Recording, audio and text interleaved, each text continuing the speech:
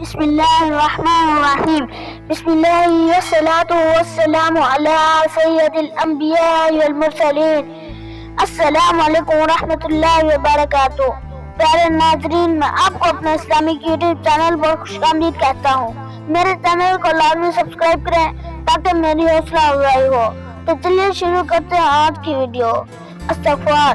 حضرت عبداللہ بن عباس رضی اللہ تعالیٰ عنہ سے روایت ہے کہ رسول اللہ صلی اللہ علیہ وسلم نے ارشاد فرمایا کہ جو بندہ استغفار کو لازم پکڑے، یعنی اللہ تعالیٰ سے برابر اپنے گناہوں کی معافی مانگتا ہے، تو اللہ تعالیٰ اس کے لیے تنگی اور مشکل سے نکلنے اور رہائی پانے کا راستہ بنا دے گا، اور اس کی ہر فکر اور پریشانی کو دور کر کے کشادگی اور اطمینان فرمائے گا، اور اس کو ان طریقوں سے رزق دے گا جن کا اس کو خیال و گمان بھی نہ ہو۔